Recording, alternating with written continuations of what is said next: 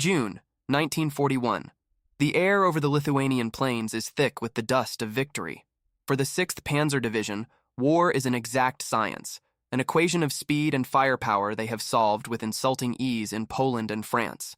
They are the spearhead of Panzer Group 4, and their advance toward Leningrad feels like a military parade. The Red Army crumbles before them, a broken, ill-led force that evaporates on first contact. Confidence borders on arrogance. In the turrets of the light, Panzer 35T tanks cruise, joke, smoke, and watch the landscape flash by. Every conquered kilometer is a confirmation of their racial and technological superiority. The rhythm of the blitzkrieg is hypnotic, an incessant drumbeat hammering the word, advance, advance, advance. The final victory, they have been told, is a matter of weeks. Then, the column stops, not gradually, but with a jarring suddenness that causes vehicles to concertina into one another. The shriek of thousands of steel tracks breaking at once tears through the air. Ahead, at a vital crossroads, something has appeared. At first, it's a smudge in the distance, a dark and brutal silhouette against the morning sun. It's not a broken-down truck. It's not a barricade. It's something worse. The commander of the lead tank squints. It is a single Soviet tank, motionless in the middle of the road. It is huge, bigger than anything they have ever seen, with strange angles and a disproportionate turret. It looks like a lone fortress, an apparition of steel planted in direct defiance of an entire division. An order is given over the radio. Standard operating procedure. The nearest tank moves forward to eliminate the nuisance. The Panzer 35T moves with the confidence of a predator. Its 37mm cannon is more than enough for the Soviet scrap they have encountered so far. It aims, it fires, and then the universe inverts. From the steel monster erupts a single, thunderous shot. The shell crosses the distance in an instant, and the Panzer 35 doesn't explode. It simply disintegrates into a ball of fire and twisted metal. A stunned silence falls over the vanguard. The black smoke from the destroyed tank rises into the sky like a question mark. The column, kilometers long, remains motionless. Officers frantically consult their maps. The road is the only way. On either side, the terrain is a mosaic of fens and swamps, impassable for armored vehicles. The stark reality begins to settle in the mind of every soldier. They are not simply blocked. They are trapped. An entire division, with its 15,000 men, its hundreds of tanks and thousands of vehicles, has become the hostage of a single, silent enemy. The advance is over. The blitzkrieg has hit a wall of steel. In the half-track command vehicle of General Major Franz Landgraf, the unfolded maps told a story of unstoppable success. Every blue arrow plunging into red territory represented speed, initiative, and the proven doctrine of the blitzkrieg. Landgraf was a product of that victorious school, an armored officer who had seen Poland and France kneel before the precision and audacity of his panzers. His current mission was of critical importance. The Dubisa River was the next strategic line. Its bridges were the key to unlocking the road to Leningrad, and in a lightning war, speed was the only currency that mattered. Every hour of delay was a concession to the enemy, precious time the Soviets could use to regroup, to build a new line of defense. Delays were, quite simply, not an option. Therefore, for Landgraf and his staff, the lone tank was an anomaly, an irritating grain of sand in the perfectly lubricated gears of the German war machine. They did not see it as a strategic threat, but as a nuisance, an act of futile defiance. The prevailing mindset was one of absolute, almost casual superiority.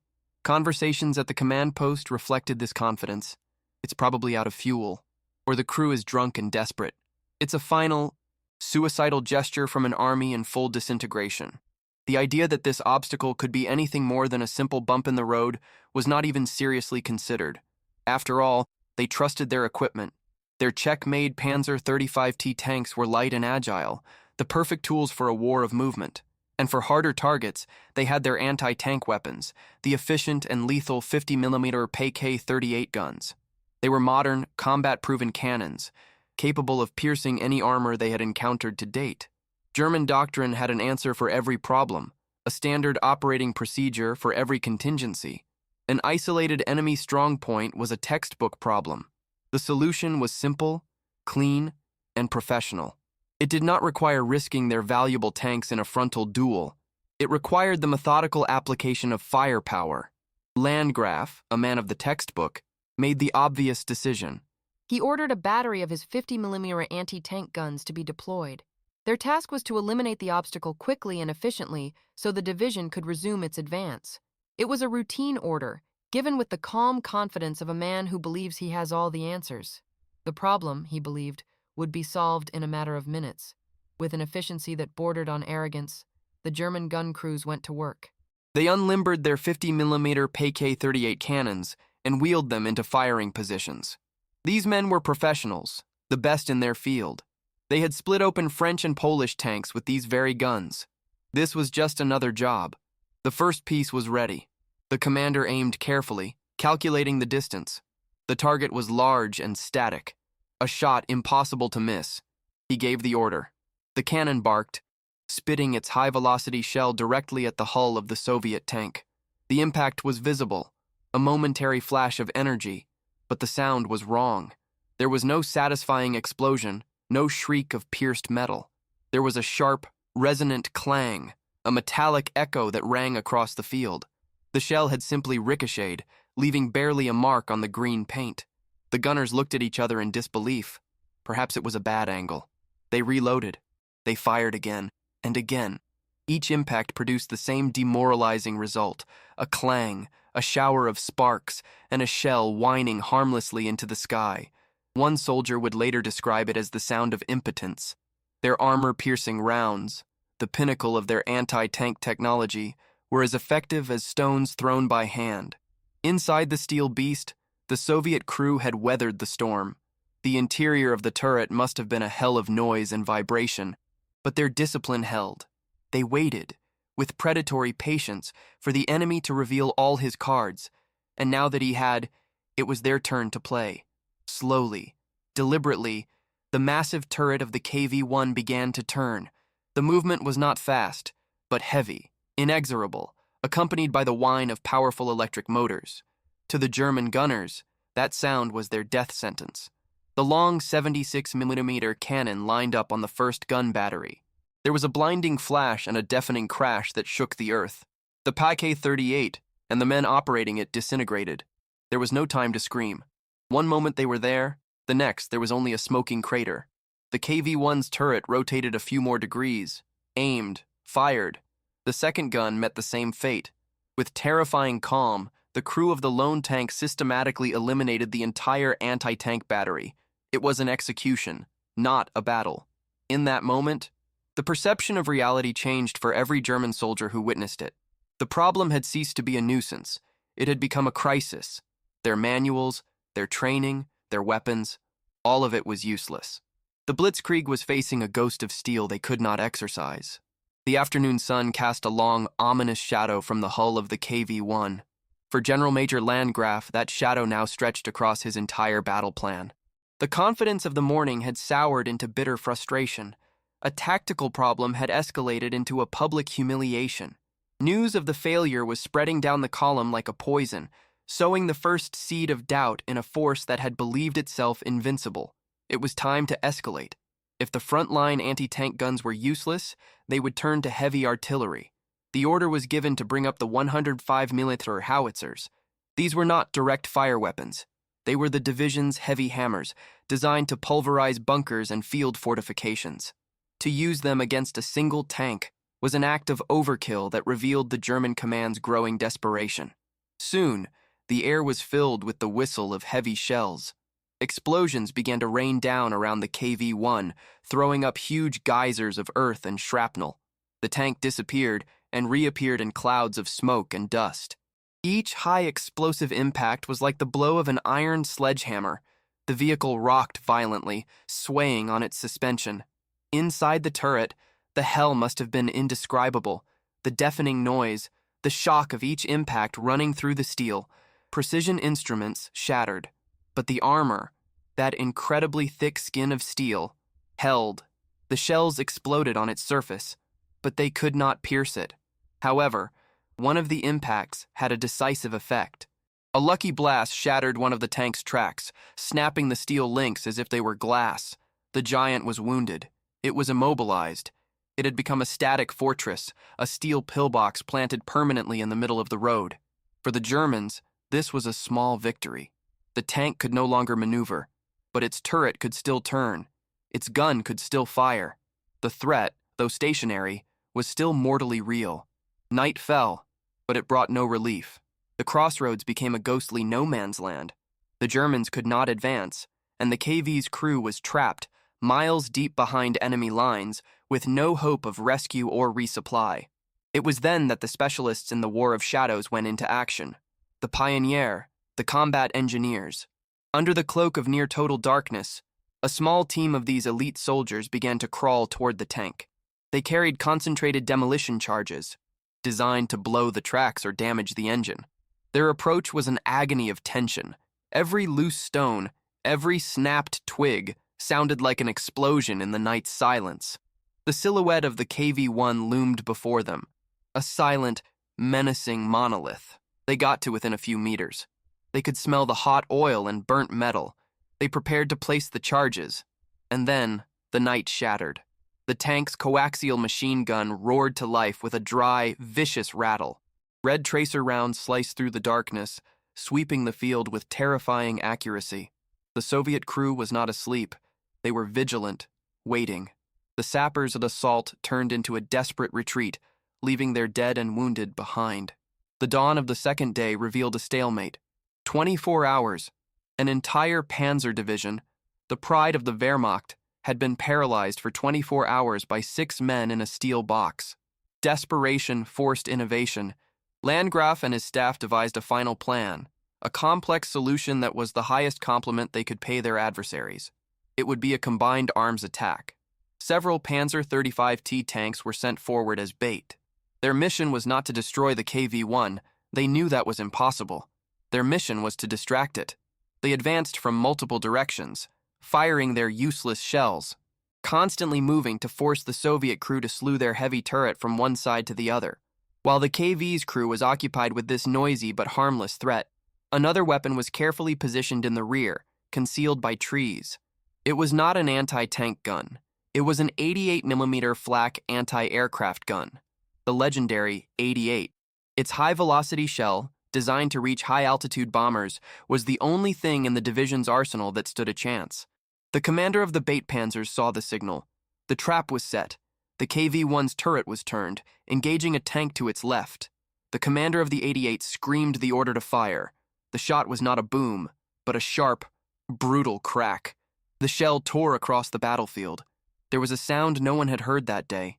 The sound of 80mm of German steel piercing 75mm of Soviet steel. A black, smoking hole appeared on the back of the KV's turret. Before the smoke cleared, the 88 fired again, and again. Each shot a killing blow. The massive steel fortress, in which had defied an army, shuddered one last time and fell silent. From one of the hatches, a thin wisp of black smoke began to curl. The battle was over. With the destruction of the KV-1, an unnatural silence fell over the crossroads.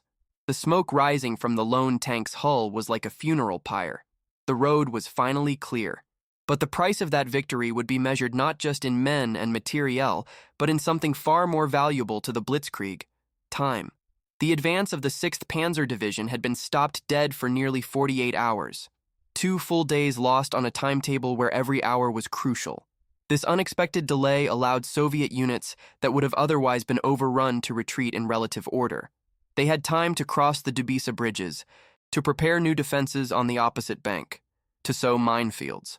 The momentum of the German offensive had been broken, but the deeper impact was not tactical, but psychological. The incident at Rasenii was not an isolated event. All along the 1,000-kilometer front, from the Baltic to the Black Sea, similar reports began to filter into German headquarters.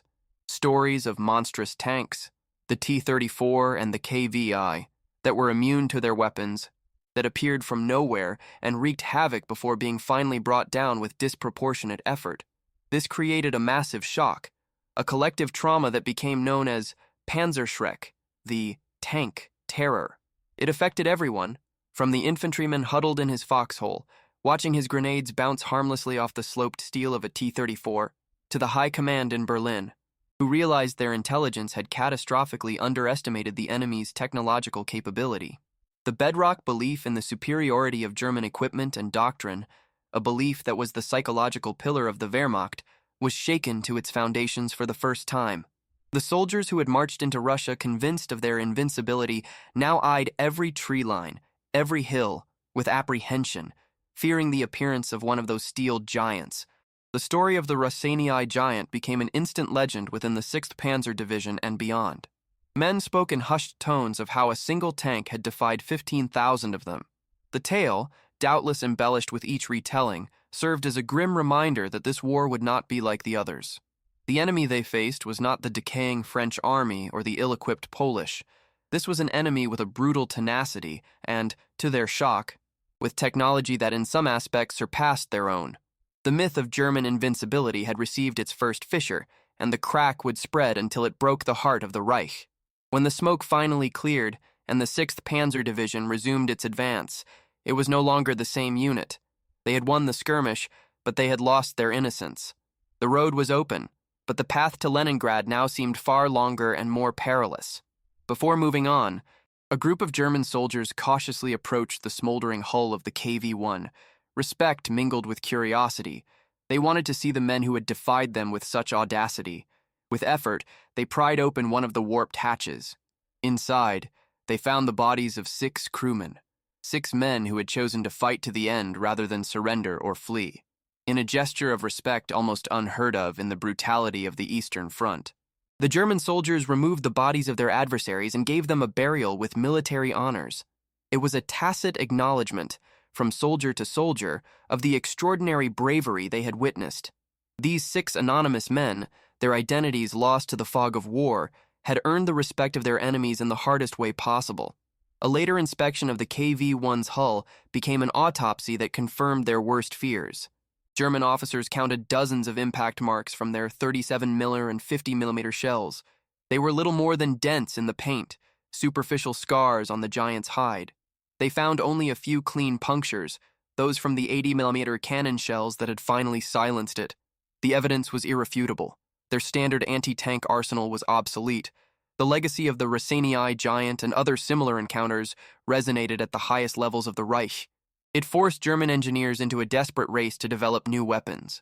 The useless 37mm cannon, mockingly nicknamed the Army's door knocker, was quickly phased out. Programs were accelerated to create more powerful anti-tank guns and, most importantly, to design a new generation of tanks. The experience of facing the KV-1's nearly impenetrable armor was a direct proof of concept for the need for a German heavy tank that could dominate the battlefield.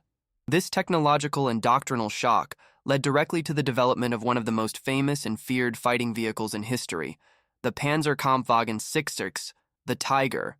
Ironically, the anonymous crew of the KV-1, in their final act of defiance, helped create the very monster that popular legend would mistakenly credit them with having faced.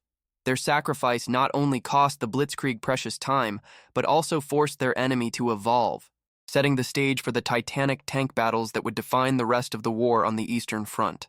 The 6 men of Rossini did not live to see it, but their legend was written in steel and became an immortal warning about the price of arrogance.